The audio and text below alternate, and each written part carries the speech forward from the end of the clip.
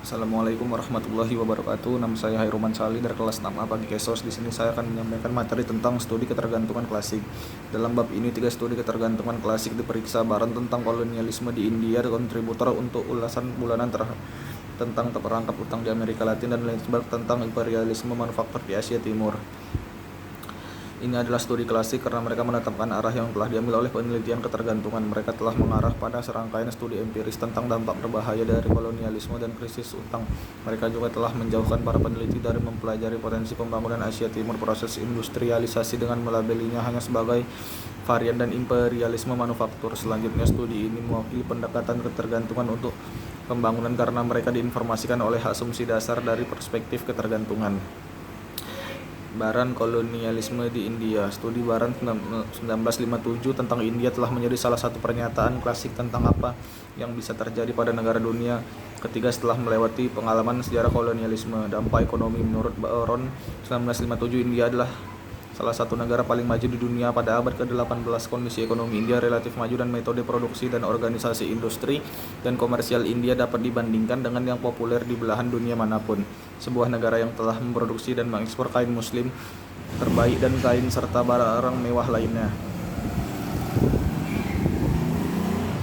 Dampak politik dan budaya dari perspektif ketergantungan. Tujuan mendirikan pemerintah kolonial harus memelihara perdamaian dan ketertiban, menjamin kelancaran ekstraksi bahan mentah dan mineral dari koloni untuk negara induk, dan memfasilitasi impor asing ke daerah pinggiran. Pemerintah kolonial tidak pernah dimaksud sebagai lembaga untuk memajukan pembangunan ekonomi daerah pinggiran.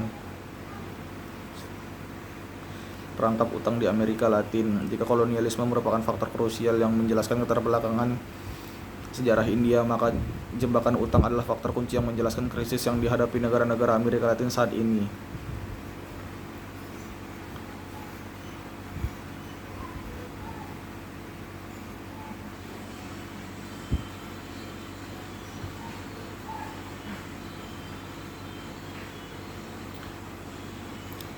Lensberg, imperialisme manufaktur di Asia Timur. Dalam mengamati ekspor led industrialization early di Korea Selatan, Taiwan, Singapura, dan Hong Kong, Lensberg 1979 mengajukan pertanyaan penelitian apakah negara-negara ini harus dipandang sebagai model untuk pembangunan dunia ketiga.